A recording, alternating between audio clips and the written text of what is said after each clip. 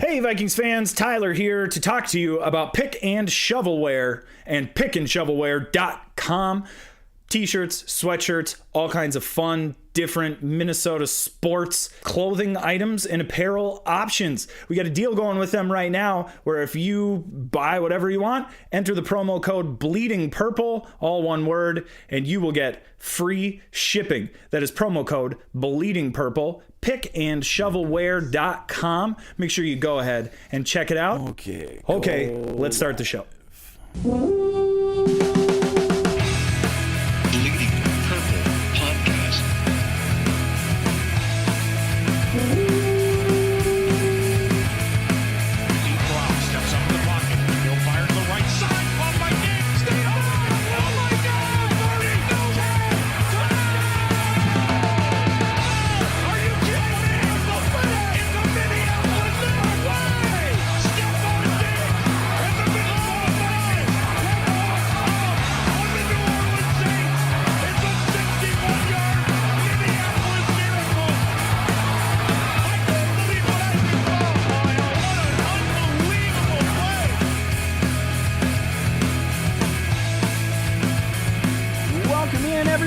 Welcome in to Bleeding Purple, a podcast about the Minnesota Vikings. My name is Tyler Haig, and I am joined, as always, by Mr. Adam Patrick. Hello, good sir. What's up? I'm not even going to ask if you can hear me. God, I ruined it. So that clip at the beginning of our, our theme song, or whatever that's called, Minneapolis Miracle, God, does that seem like forever ago? It was basically a year ago, but, man... Yeah, it was a little difficult watching the playoffs this weekend. Yes. As much as I know the Vikings probably wouldn't have done much this year, it would have been nice for them to play an extra game, get that chance. Totally. Look at the Eagles. They went in Chicago and got the win. Also, real quick, Nick Foles, what? He didn't even play that well. No, he didn't. But they keep winning. At the end of the game, he did. So then that's all that mattered. I just am so and then tired. The Bears were just like, well, we're the only, NFC North team in this year, so we have to miss the kick. Yeah, we obviously, because there's nobody else to have the kicking mishap, we've got to step up here. And they did a great job of that, of handling the kicking debacle duties. I know, I always feel so bad for those kickers. Not in the long term, but right after the game when they miss that and then they know they have to go and deal with the press, who of course never really want to talk to the kicker except when you make miss. Or miss the big kick. I don't even think they'd want to talk to him when they make it. It's mostly when they miss. Who are you rooting for in that game, by the way? Because I think that's a very interesting topic of conversation for Vikings fans. I was just hoping for the stadium to explode, so I didn't really care. I almost spit my coffee everywhere. I didn't really care who won that game. I was rooting for the Cowboys. I have never been more indifferent on a game in my life. I just could not have cared any less who won or lost the game, or they missed a kick. Big deal. Happens to us all the time. The Eagles are going to go in, to New Orleans and upset the Saints, and no, they're not. They're going to get killed. Yeah, I just don't see that happening. For them, I think New Orleans is really good. Back to the Vikings. So we've heard some things as far as, here we are the offseason. It's sad to not be at the party, obviously. But life moves on for the Vikings. Specifically, head start on the offensive coordinator position. It's an important piece, Adam. We've learned this over the last however many games this entire season. Offensive coordinator is not something to be taken lightly. We still don't have an offensive coordinator. We have conflicting reports about Kevin Stefanski and whether or not he is or is not interested in staying. We're going to find out a lot about this tomorrow because his contract is up Tuesday. Tomorrow, Tuesday. Yeah. What are you hearing? What are you seeing? Where do you think they're going to go with offensive coordinator right now? What do you think the play is here for the Vikings? Well, it looks like it's not going to be Stefanski. I think it was Charlie Walters that said that. Yeah. Pioneer Press or whatever. Yeah, that confused me. Pioneer Press Vikings reporter who wasn't Chris Thomason. What? Who? What? Excuse me? Yeah, some of the older guys have sources, I guess. But doesn't look like it's going to be Hue Jackson. some people are relieved with that. I wouldn't really minded that either way. No, it would not have bothered me for the reasons we touched on last week, because I feel like he gets along with Mike Zimmer, and that maybe is the most important thing, like even more important than scheme. Had good offenses in the past. They run the ball. His offense runs the ball a lot. He has head coaching experience. Not that it was great. Kind of. Experience, but, he has that experience. Like Tony Sparano had head coaching experience. He wasn't the greatest head coach either. Mm-hmm. That's a good point. And then I guess Mike Mularkey's moved into the mix now as like a potential like big like the strong candidate or whatever, and that's fine too. His offenses, they've been built around the run in the past, and I think he's with the Falcons and the Steelers and the Jaguars or something like that. And then Dirk Cutter today apparently got into the mix today, which really I did not even hear that. Yeah, I don't know how much I believe into that because his offense is mostly pass oriented. So I don't know how much I really believe in that. I think he's the rumors that he's probably going to be the guy in Atlanta, but apparently he's probably just doing his due diligence and covering all his bases and just in case for sure. Other than those guys, I don't know if they really interviewed anyone. Yeah, I hadn't even heard about Dirk Cutter, so that was like the whole list as far as I was concerned. Let me pose it to you this way: you're the GM. Who do you pick? You can pick anybody, not just from that list, but like open it up to. Well, I mean, if they really like Mularkey, I think that would be a good pick. Just not even because like he's an amazing offensive coordinator or whatever, but he has what the head coach is looking for. I feel like he runs the ball. It feels a good safe, amount of doesn't time. it? Yeah, good amount of time. He's had success in the past. I think he's had an offense that scored like the fourth most points in the league. That was with like Falcons. He's been a head coach. He's got that experience, which Zimmer likes. Yep. Clearly. So I think that would be a good choice. I think he's interviewed with a couple other teams, maybe the Jaguars. But I think that would be a good choice for some other guys, maybe like Jim Bob Cooter still out there. He's kind of a pass-happy guy, though, too. He is, a little bit. Jeremy Bates, I think, might be a good pick. He was offensive coordinator for the Jets last year. Okay. And he was one of the guys that was a big reason why Kirk Cousins really even had any interest in the Jets, because he said he would be fun to work with him because Bates is a Mike Shanahan guy. He worked under him, worked with Kyle Shanahan, so they're kind of, and Sean McVay, so they're all kind of come from the same area and do the same kind of thing. So I would like to see him, but he's still with the Jets. He's on that staff, but I would feel like when the Jets get a new head coach, they're probably going to clean everybody out and bring their own guys in. So maybe that guy, maybe the Vikings are waiting on something like that to happen.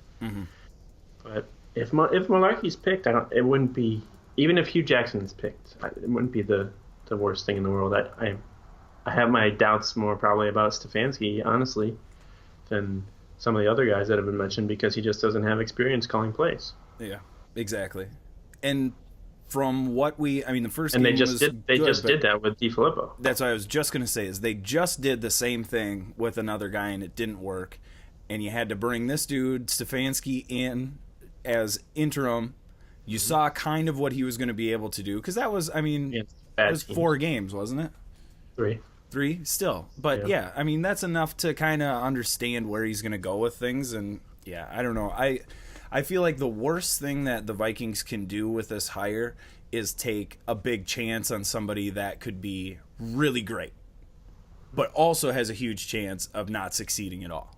Which to me was the DiFilippo. Yeah. Like, get somebody safe. Get somebody who's done, like, this is terrible for me to say because it is, like, very hypocritical, which is, as far as how I've been talking about this coach for a pretty long time on this program. But a guy like Norv Turner. Yeah. That's the OC you need, is an old dude who's dealt with everybody, who knows how to operate. And I mean not specifically. No, God, no, not Norv Turner specifically, but someone like that. Like someone who has been around the block, who understands where Mike Zimmer is coming from, who understands maybe what he's saying when he Who's not a young whippersnapper who wants to, like, where there's like a language barrier. Yeah, man, that's what I'm saying. Because it's like, it seems like obviously the sexy thing to do right now is like, are you, or have you ever spent any time with Sean McVay? Are you over 18? You're in. Yeah, the Packers just signed what? Matt LaFleur? Or not signed, but he's the reported that he's the new head coach. He's another young offensive-minded guy. I think he worked with Sean McVay. He was there with the Rams in his first year, so, you know. Yeah, that's what everyone wants now these days. And then it's trendy. I think it's not going to last. No, it will not. Because I think defenses are going to catch up. And then something else will come along. Exactly. It'll be like, running the ball is in again, something like that. Or somebody will come up with a creative way to run the ball really well, and and everybody that they've ever worked with will have to get hired into these positions. It happens all the time. We've seen it before. This is what happens.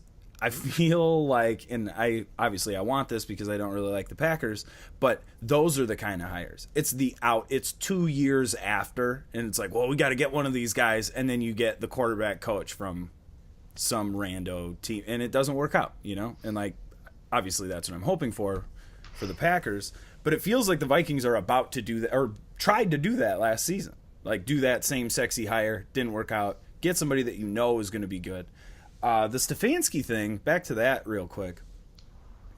Perplexing, because you have a guy who has been around a really long time reporting it, and then another couple of guys who have also been around a really long time, who also have great sources, saying, I don't think this is what's actually happening here. Yeah. I don't know where to go. I wouldn't be mad if they went with Stefanski, necessarily.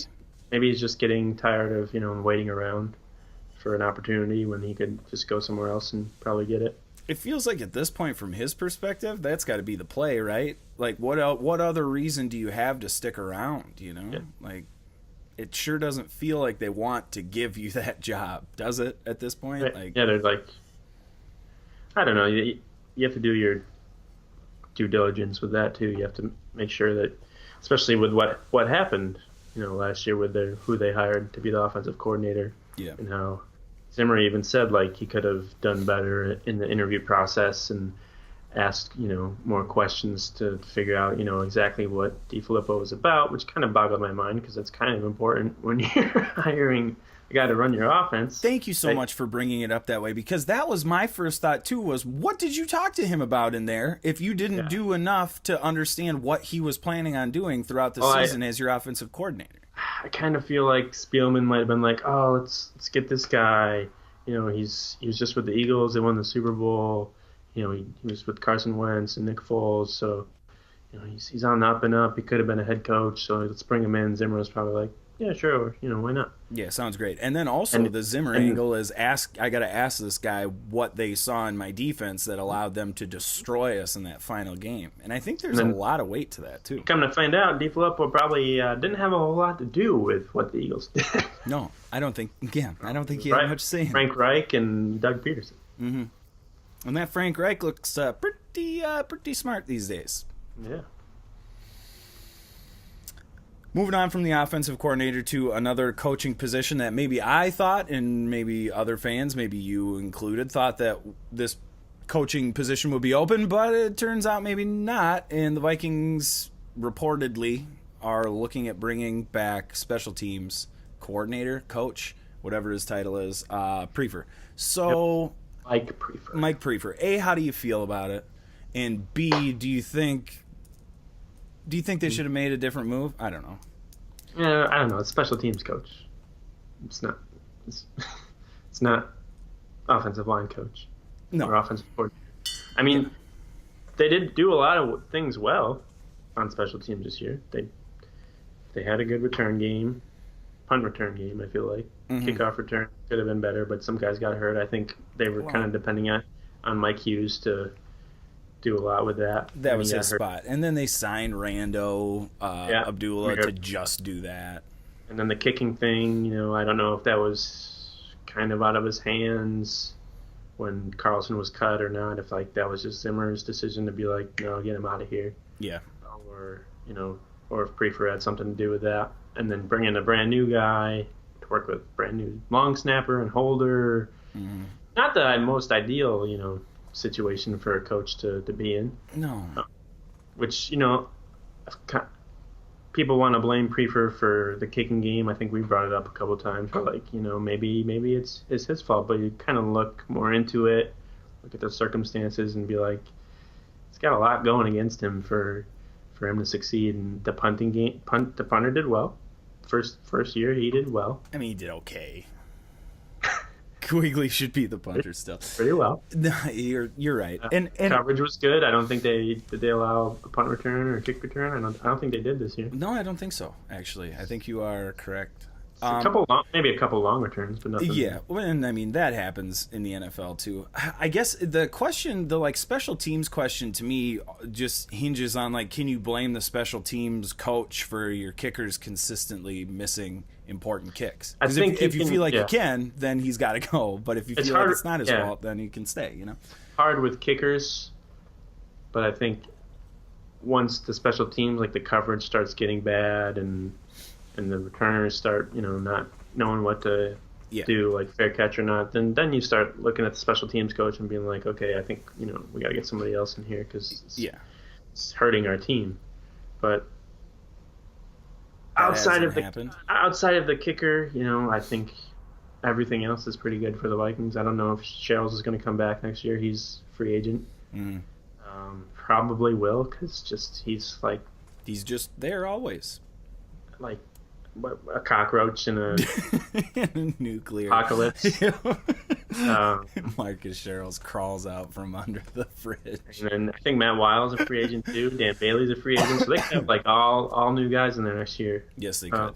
I wouldn't mind if they brought back Weil. I don't know what Bailey wants to do. Mm-hmm.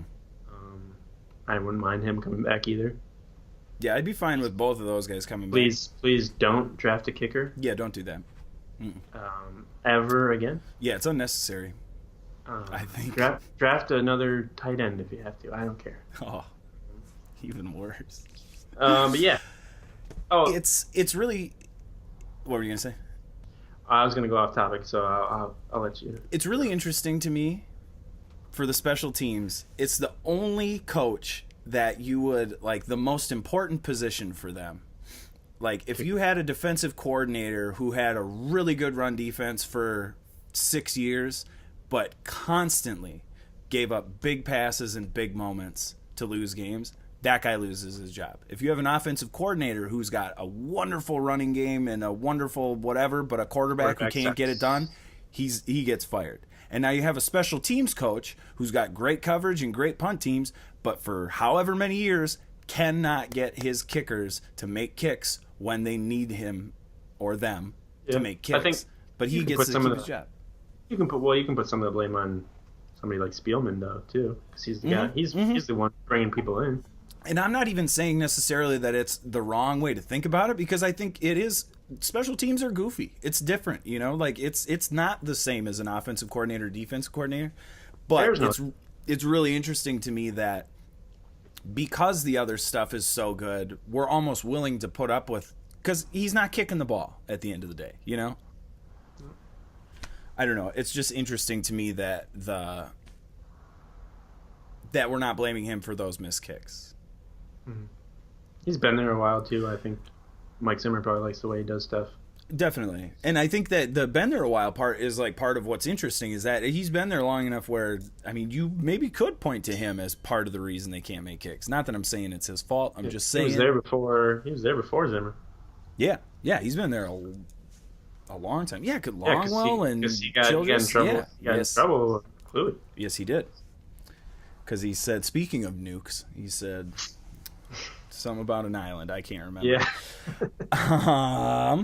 Rainbow Island or something. Yeah, some Rainbow Island. Yeah, something about an island. I was going to ask you, going off topic. Yeah. Because I thought of this last night. I was like, if I told you before the season even started, the Vikings were going to sweep the Packers and Kirk Cousins was going to throw for over 4,000 yards, 30 touchdowns, and 10 interceptions, you would be. And what would you think they'd make the playoffs? Oh, I'm 100%. I would have asked you. I would have asked you when the Super Bowl was. Right. I would have been all in. So, but it's all Kirk Cousins' fault. Yeah, man, it's so amazing to me how, like, back to the beginning of the show with the miracle, how much differently we can look at that team in that situation, even though they got destroyed by Philadelphia and didn't wind up doing anything after a game that they should have lost in the playoffs. Those are their only, like, that team just shines and is so great to us. But now this team is like basically the same guys, but Kirk Cousins instead of Case Keenum, and we just are disgusted with how bad this team is. You know, as fans, like, you know, collectively. And it's so funny. People like to bring up Kirk Cousins, you know, not showing up against the Bears or whatever. Don't care to realize that the Bears probably have the best defense in the NFL this year. Mm-hmm. Yeah, so... If not the best, definitely in the top 5. Please don't ignore that. Yeah. Well, and I think it's super easy. This is such a strange season because Dalvin Cook didn't do anything that game either. Yeah, man, you could go through the entire group and do Thielen that didn't to get to all of those teams. Where was Diggs? Where was Thielen? Where was Rudolph? Where was Cook? It does come with the position, I guess. Quarterbacks get all the glory, and then they get the blame as well. But you could go through that offense and like pick games that every dude disappeared, and you could make you could say like, well, if Kirk isn't throwing him the ball, what's he supposed to do? Yeah, but that's why they paid him $84 million to come in and put the team on his back and win those big games. Yeah, dude, I just have such a tough time with the idea that that paying a guy a lot of money equals... It's not even a lot anymore. No, it's not.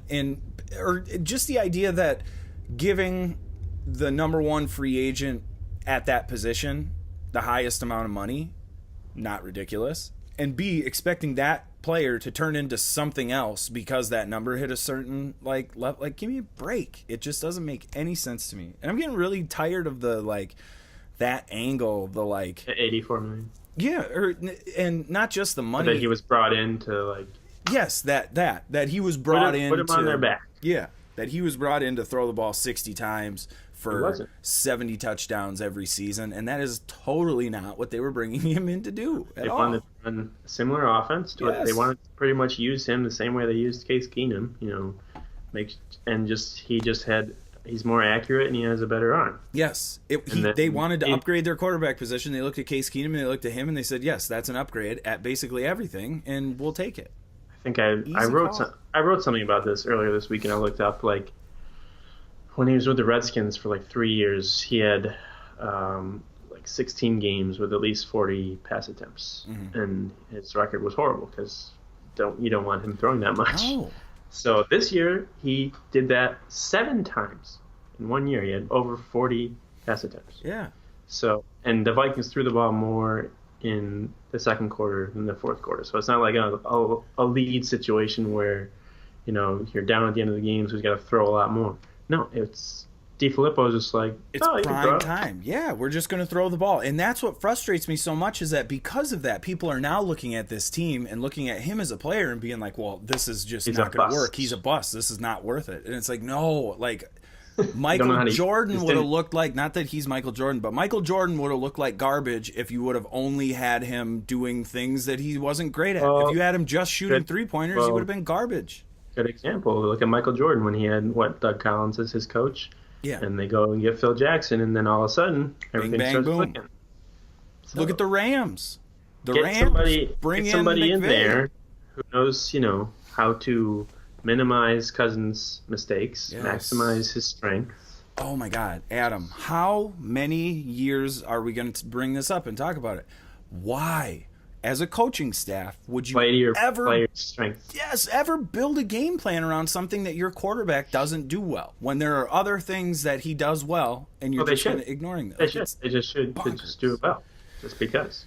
Oh, well, we practice it, so he should be better at it by now. That's not how this works. He's not a rookie. He's not a third-year guy. He's a veteran in the league now. He's not that guy. He's shown what he can do and what he can't do. So there's no reason to try and make him into something he's not. Oh, my God, yes. I'm glad we got there. That's what I've been trying to say for weeks. Stop asking him to do stuff he's not good at, and he will be worth that money. So many people, even the national media, are writing like, oh, Kirk Cousins is a bust and $84 million bust, and it's like, I understand you guys are trying to make headlines and stuff, but you need to look into it more because obviously you don't really know what's going on, and you're like, oh, he got an offensive coordinator fired. It's like, no, the offensive coordinator got himself fired. Exactly. He didn't listen to the head coach. If you look at that situation and think that Kirk Cousins got the offensive coordinator fired, you have not been watching the. And the other thing, the games. When people are like, oh, well, Mike Zimmer's going to have his 5th offensive coordinator in so many years or whatever, and I look, one quit. Yeah. That was probably because of Zimmer. So he had to replace him. Mm-hmm. So, and then the replacement left because he got a head coaching job. Because he was not so successful that he had to leave for Zimmer's fault. A promotion, exactly. And then he hired someone who they thought was good, and then he had to fire him and replace him. He can't just not replace him, so that makes 4. So 2 of those guys were replacements. I don't think you can even count those. That's like, exactly. He's going to have 5 offensive coordinators in 5 years. It's like it's just so stupid. Yeah, I mean, it's not. It's not like he fires and hires a new one every year. Yeah, that's what people are making it sound like. Like he's so hard to work with, and just everyone just can't stand him, and he has to leave. Yeah, and it's not even close. That's not even close to the situation that we're dealing with here. So yeah, that's like, see, and that's the kind of stuff. Yes, off season is fun because we get to stir the pot and we get to hot take whatever. But that's where the off season starts to frustrate me, is you begin to skew takes into different things that really don't apply to what was actually happening there. You get people that are trying to write stuff about the Vikings that haven't been covering watching them all year. Exactly. Don't really know what's going on, and just looking at highlights and little news snippets and being like, oh, this is what's going on. Yeah, and when you read it on paper, then that, of course, is an easy assessment. Well, 5 and 4 years, I mean, that's easy to write about. That has to be controversial. What's the problem here? And it's like, well, no, but if you look at it, it's not that big of a deal. Some awards given out this year. All-Pro team and a couple of dudes. Were you surprised, first of all, let me say this. Well, let's say who they were. Danielle Hunter, Harrison Smith. I almost gave it away. Second team All-Pro. Yeah, make it. Both of them. No Anthony Barr on that list. Also, no Adam Thielen on that list. Yeah, Pro Bowl's important. Anthony Barr made the Pro Bowl, didn't you know that? Mm-hmm. Four Pro Bowls. Mm-hmm. It's really important, the Pro Bowl, these days. I'm not sure if they don't play it in Hawaii anymore, but don't let that fool you, Adam. Still very, very important. The Pro Bowl is so important that the linebacker for the Seahawks, KJ Wright, he's played 5 games this year. He's a Pro Bowl alternate. I mean, with 5 games? Yeah. That's pretty easy. I don't mean this to say I didn't like Teddy Bridgewater, that Teddy Bridgewater is bad. Yeah, but Pro Bowl quarterback Ted Bridgewater? Please don't use that. That's tough. Case Keenum didn't make the Pro Bowl, though.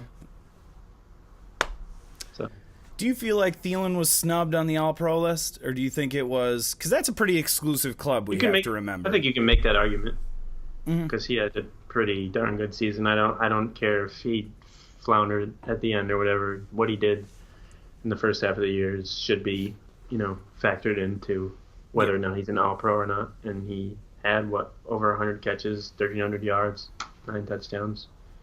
But the guys they picked, I mean, it was DeAndre Hopkins, Julio Jones, Tyreek Hill, there's somebody else. I can't remember. But it wasn't Antonio Brown. Oh, Michael Thomas. Really? Yeah, Antonio Brown was an All-Pro. So there's some good guys that were left off the list. I think, the argument can be made for Thielen. But if maybe, it's a little recency bias probably. Mm-hmm. Danielle Hunter definitely deserved to be on there. Yeah, I would agree with that. Harrison Smith did.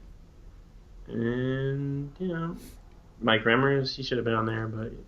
Sometimes you get robbed, man. Sometimes you got to go. Yeah, Who's the punter, man? That's my question. Yeah. I mean, that should have been Quigley, probably, but... I think that's probably all that deserved All-Pro. Maybe, Sheldon Richardson, maybe? Yeah, that's not All-Pro level. He was really good. He was, Pro Bowl level. Pro Bowl level. But not All-Pro. And I think that's the mistake that people made, is that's a really exclusive club. To be an All-Pro, repeatedly the way Harrison Smith has been, like, that is not an easy feat to accomplish. You have to be a second really team, really good football. Mention that. I wasn't first team, but second team. Still, though. Either way. Pretty good. That's the best, 44 players in the NFL? That's pretty good. It's an exclusive club. I'm going to say it again. It's exclusive. So it's a pretty big deal. But no, I think you're right. You could definitely make an argument that Thielen should have been there. Not as exclusive as the Athletic, but it's pretty exclusive. Yeah, exactly. I think that Thielen I don't want to say he should have, but like you said, you can make an argument, but I'm not surprised that he's not with the way the Vikings looked at the end of the season. I think that's part of it too, is they play better at the end of the season and get into the playoffs. I feel like they have maybe a couple. If he wasn't an All-Pro, would they need to triple cover him? That's a fair point. Or design the entire defense around it, because it sure looked like that was what was going on at the tail end of the season. Probably like Cousins struggled because he couldn't throw a Thielen. Somebody else said he probably is not going to be able to throw to next year because he probably isn't going to be on the team, is Laquan Treadwell. But don't let that bum you out, Adam, because Laquan Treadwell, positive he's a number one wide receiver. Have you seen the quote? Yeah, he also said he had a great season. The Vikings had a great season. Not sure if he was playing Madden or. Here though, season high touchdowns, season high catches, season high career high yards, career high catches, career high touch. I mean, it's a career year for Laquan. It was a good year for Laquan. Yeah, I think they'd be better off, getting rid of him and getting another number 11 in there who's from Minnesota, who's a free agent. Who can catch the ball really well. He's really good at catching. Even if he's a little more pricey than some of the other free agents, he can block too. Yeah, he does everything well. He works hard. Teach the young bucks how to do it. Oh, I would love to see Larry Fitzgerald play for the Vikings. I would love it so much. What do you think the chances actually are? Do you think he signs a one-year deal with the Vikings? That would be so great, but I don't want to get my hopes up, Adam. I don't want to be all pumped about Fitzgerald coming in, because this happened the last time he was a free agent. I got really excited thinking that he was coming here, and then he didn't. I think it depends probably who the Vikings hire as their offensive coordinator. Depends who the Cardinals hire as their new head coach. Depends what Larry Fitzgerald wants to do for the rest of his career. If he wants to try and win a Super Bowl, which I think he would have a better shot with the Vikings than if he stayed with the Cardinals. I thought you were going to go total downer and just trash the Vikings with that take just now, but continue. I agree. I think his chances are better with the Vikings than in Arizona. Yeah, at least right now. Yeah, it could change next year. He could think differently. He could think that Josh Rosen can take a couple steps, get the right offensive coordinator in there, and turn things around. He really, really likes Arizona, so to convince him to come to Minnesota, it's going to be hard. Yeah. His dad obviously lives here still. Yeah. Not here, but Minnesota. Yeah. And he's from Minnesota. So the connection's there. We would love to have him. He would be automatically oh yeah, the best selling jersey in the state, and people would go ape. And I think that's the kind of guy too you want to add. Those are the kind of guys you want to add to your locker room. Yes, that you need the leadership, and that can even help a guy like Kirk Cousins. Yes. So that Cousins and Thielen aren't arguing on the sidelines again. Yeah. And you talked about it a little bit last week when we were discussing. I think that's a really important thing that nobody's talking about, is the leadership in that locker room was gone. Or I mean, Terrence Newman, he's in the coach's room, not the locker room, and Robinson's gone. It's different though. It is. That's what I'm saying. And I feel like they lost not a core group, but there were important voices in that room that were gone. Yeah, and then they were gone, and things go haywire. So I do think it is important, and I think that Larry Fitzgerald would be, a good fit. I don't think there's any place Larry Fitzgerald would be a bad fit, because I feel like he's the the consummate pro. And a lot of people are saying that he had a down season last year. I think the Cardinals threw the fourth fewest times, so it's not really he got a ton of opportunities. He had a rookie quarterback throwing him the ball. I watched a couple of games. I'm not gonna read too much into that, especially since he had like 100 catches during the previous 3 years. He still catches he's unbelievable. Still way better than Laquan Treadwell. Yeah. He'll be better when he's 40. He's only 35. So. You know what Larry Fitzgerald doesn't do? Drop passes when they hit him in the hands. He just catches those. Think about replacing him, Treadwell, this season. It might have been a little bit different. Realistically speaking, though, maybe more realistically speaking, where do you think they're going to go with that wide receiver spot? Do you think Treadwell is donezo and they shuffle BB in? Do you think they're going to draft somebody? What do you think the move is? Do you think it's a free agent shot? I mean, I'm fine with BB. I like BB. I think he's got. Yep. He's not. Zylstra too. Yeah.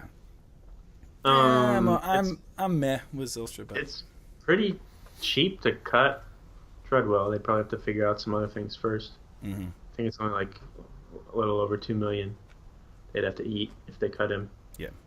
They probably first try and see what they can get for him. I don't know what they would be able to get for him. A 6th-round pick at best, maybe.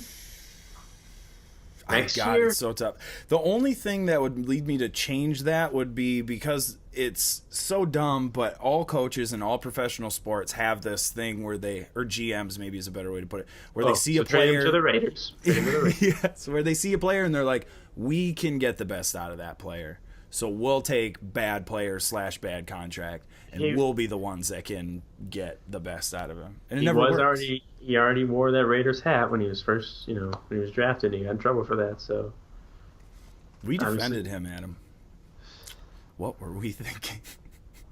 If only we knew then what we know now. Yeah, I just don't see any reason at all to bring him back. I don't know what he offers to the offense. Yeah. They benched him in week 16. That wasn't a benching though. It was because of scheme fit or whatever. Felt like BB could do better. They felt like the undrafted rookie could do better than the coming off a hamstring injury. Could do better than the former first-round pick who's been healthy all year. But he didn't get benched. I just don't know what else you would need to see from him as a coaching staff that would give you any more. This was supposed to be the year, like, you got Cousins in there, he's going to throw to him more because he's, Keenum never looked his way because he was always open. Do you remember, Adam? Do you remember us saying, well, maybe he's right well this year because Cousins keeps finding him. Cousins just throws to the open guy. Maybe that was the problem, was Keenum wasn't looking. I think I also remember, like, trying to put the brakes on it, like, being like, let's just wait and see. I don't know. I don't remember that at all. before put him on the Pro Bowl roster, but... It would have been so nice to see him work out. Obviously, I mean, obviously, nobody's not pulling for him. But if you don't, like with Cordell Patterson, that didn't work out. No, sometimes it doesn't. You got to cut bait at a certain point. And also, Cordell Patterson, better receiver than Laquan Treadwell. If you can believe that, and he's a horrible route runner. But he is better. He doesn't even know. Like this is like his 6th year in the league. He doesn't even know how to run a route. Just runs like screens and go routes. That's it. Does that part frustrate you about Treadwell? That like even with all these different things, we just could not find a way to utilize this player at all? I mean, obviously, it's hard to find a way to utilize a wide receiver when he doesn't catch the football that you throw to him. So part of it's on him, obviously. Majority's on him, obviously. But do you think there was anything, like a gadget play, something? Because he's not like a Percy Harvin or Cordero Patterson. No, he's not that quick. guy. Yeah. I feel like I think he used to be, like in college, and then he broke his leg or something, and he lost like a bunch of his speed. Interesting. Apparently. I did not know that. I think so. If that, he suffered an injury. He was like the number one receiving recruit. He was a big deal. High school. Went to Ole Miss. Yes. No shady business going on there. Absolutely not. Totally on the open up. I'm sure he was just. He didn't take any money at all. Just an amateur athlete. To go from Chicago to Mississippi. No, he definitely didn't. I just Chicago to Mississippi. I think after the first 2 years, when you look at a guy like Stephon Diggs, who's a 5th-round pick, comes in right away, and makes a difference. Yeah. Even look at Chad Beebe. He caught some balls when he was in there. Didn't make a ton of plays, but but wasn't on the field for nearly as many plays as he was hurt. Yeah. Treadwell was. Or even when he was healthy, but Aldrick Robinson, he did better than Treadwell. Treadwell was probably the sixth best receiver. Sixth, seventh. Yeah, that's. I'll put him over Zylstra because Zylstra had 2 catches. But. Yeah. But I would listen to an argument about why Zylstra had a better season than Treadwell did. Yeah, it's crazy. And if you also kind of take a step back and look at, like you said, he was a very high recruit coming out of high school. Diggs was the number 1 recruit coming out of high school. My goodness, how much different. I mean, the talent is there, obviously, but can't get it to work. So those things don't work out. Yeah. You know what? Troy Williamson is a better receiver than Laquan Treadwell. That's all you need to know. That's all you need to know. That's maybe the best stat you can say. All you need to know is that Troy Williamson was, and not even a little bit better, tons. Yeah. Statistically, it is not even close. How much better Troy Williamson was than Treadwell. Bonkers. Anybody else that you think the Vikings should cut? We'll just say that to start with. Anybody else you just want them to just cut loose and get rid of? Mike Remmers. Okay. There's no reason to keep him around. Sendejo. I think they can cut him with no cap fee. Yep. So that's probably the way Harris played last year. That's pretty easy to move, make. Right? Yeah, got to be the move. And then I just think they probably have to restructure some contracts, like Everson, Griffen, Kyle Rudolph. Yeah. Maybe Xavier Rhodes. Let's talk about those guys. Reiff. Yeah, Reiff. So get this. I wrote down some of these statistics. Cap hit stuff for 2019. Yeah, he's getting a lot upcoming season. Reiff is at $11.7 million cap hit. That's got to go down. That's crazy. So here are some of the higher ones here. Everson Griffen is 11.9. That also has to go down.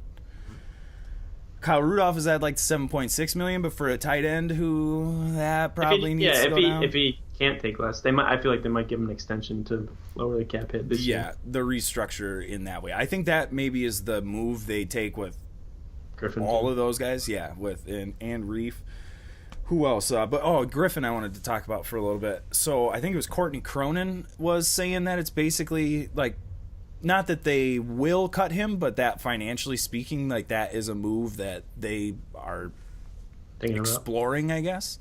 Where are you on that? Would you... Because I will say this, it bums me out and makes me very sad to, say it, but he came back not the same dude as the dude that left before that. I don't blame him for that. No. Something pretty serious going on. Yeah, there was a huge thing going on. And you got to think, too, that even though he's back, he's not all the way back, if you're talking about, if we're considering that an injury, it's... Yeah, and again, still I'm sure rehabbing. Brian Robinson not being there, that's just one of his buddies. Mm-hmm. That probably had a big impact on how he played and how he felt that year. But Weatherly played pretty good when he was out. Yeah, and at $11.9 million, we've seen what he's capable of, and Lord willing, he comes back and can do that. But at $11.9 million for next year, you got to think a restructure is coming, right?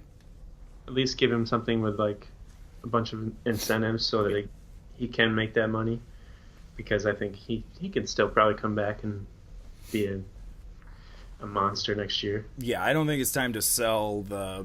No, I don't. Everson Griffen, especially with the way Mike Zimmer likes him. I don't think cutting him is really that big of they're thinking about that strongly. I don't think so. I think they're probably going to try and do everything possible. Yeah. To avoid that. Him. What? Who else? Yeah, we talked about Reiff. Reiff was the one that stood out to me. I was shocked. They have Let me to. see. I have the list here.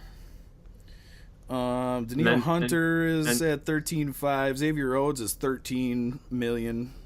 Diggs 12.5, Everson Griffen 11.9, Riley Reiff 11.7. They're gonna have to pay Thielen. Smith, where's Thielen is only 8.3. Trey Waynes at $9 million. Linval Joseph at 10.7. That's a big one too. Trey Waynes, because they don't have to. They exercise his option, but they don't have to pick it up. I think they have until like May or June to do that. But Sendejo 5.5 is an easy decision to me.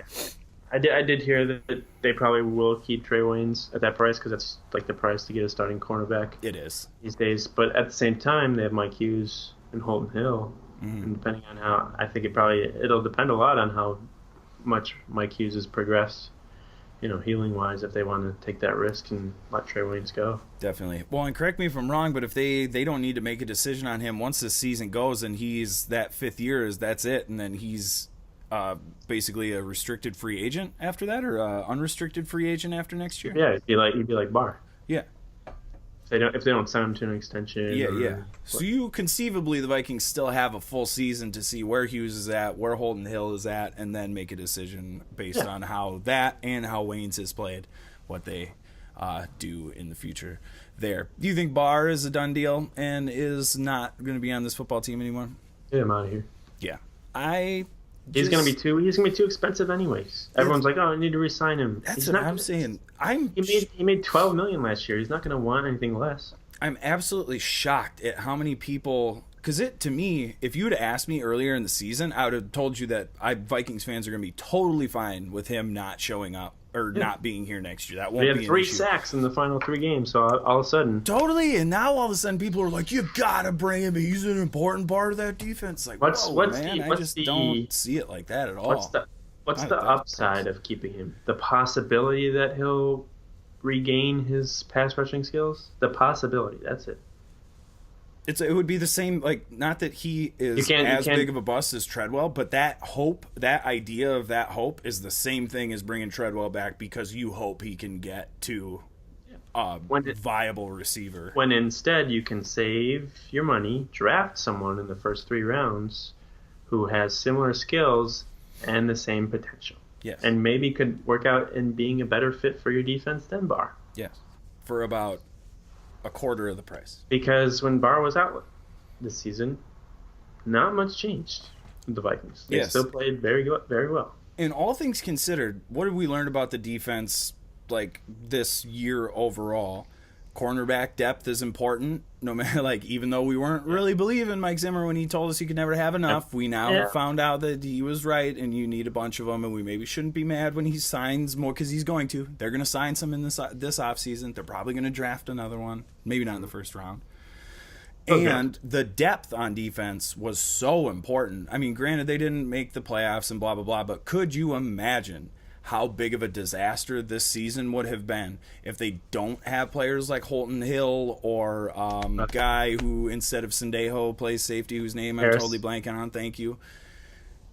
It would have been a complete disaster. Even J-Ron Curse, he did a bunch. Yeah, man. Wilson, linebacker, all these, like, depth is so important on defense. So we have to, when we're talking about these moves that they're going to make, we also have to keep in mind that it's just not a smart move for the Vikings to make to keep Barr. 100%. And that's what I'm saying. And when you have the depth that they have behind it, it's totally conceivable that they are going to draft somebody else that they can plug in. Maybe not to the level of Barr talent-wise, but definitely a serviceable backup. They could even sign someone, like a free agent or something. But with the amount that Barr is probably going to want and what he's done, just go let him go somewhere else. 100%. That you nailed it right there. That's it. For what he's done and what he's about to ask for money-wise, there's not you. If you're the Vikings, to me, you shouldn't even be thinking about it. Especially when they asked him, I think it was like the clean-out day or whatever press conference, and they're like, "You want to come back to the Vikings?" And he was like, "Sure." That's the spirit. Very enthusiastic. That's the fight that we need on this squad, Barr. Latavius Murray's probably not coming back. I think I saw that he wants to be a full-time running back somewhere else. Can't blame him for that. I don't know who's going to give that to him. Mm-hmm. But yeah, you can't blame him either because that's what I feel like. That's what he came here for. And then they drafted a guy who was better than he was. So, whoops, sorry. Yeah. Murray's another one that I would like to see him go back, but there's no way he's coming back. Yeah, man, the bar, I just don't see... The team's going to look very different next year. Yes, very, very different. And then also from the offensive coordinator standpoint, I mean, we could be looking at like a totally revamped football team next year, which kind of worries me because I thought they were pretty good. And but a couple of tweaks. They'll still have the core guys with Thielen and Diggs and Cook and Cousins. And that, Adam, is my goal for the offseason, is to remind Vikings fans and myself and you that the core, the window, the championship window that we talked about last year that we were so excited about, that is not closed yet. No. There's a couple tweaks. Window's still open. Don't freak out. How old is reload. It's going to be how okay. How old is Daniel Hunter? Daniel Hunter's 24? Dude, all those guys. Kendricks, young. Wayne's young. Rhodes, young. Smith, young. There's so much football left for this incredible core group of players that we have. You could even say that Cousins isn't even in the prime of his career yet. Yeah, you could say that. You definitely could say that. He just turned 30, I think. Yeah, not too long ago. Oh, yeah. Or 31. Yeah, 30. Pop quiz. How much, percentage-wise, of the salary cap will Kirk Cousins be responsible for next season at this point? Just guess. Throw them out there. 10%? 15% of the cap hit, Adam. Yeah, because it's going up again. $29 million, 15%. And it's going up again. It's going up by like $10 million. Mm-hmm. Again, like we said. Every year, you know what it's going to be? Yeah, and every year it's going to be less of that percentage, and every year it's going to look more affordable, which... You're like, super cheap. That's what we said. And Russell Wilson's probably going to get a contract extension this year that's going to be bigger. Yep. Cam Newton's probably going to get one that's going to be bigger. Andrew Luck. All these guys. Everyone's going to be like, oh, he gets $84 million. And like, well, it doesn't really matter anymore how much he gets paid because that's what everyone gets paid. Exactly, because that's just what it gets paid. Well, all right. My family's coming in the house, so I guess it'll be done now. I just looks like we're good. So okay. Good talk, Adam. I will talk to you next week. Okay. And Skol Vikes. Skol. All right, later, bud.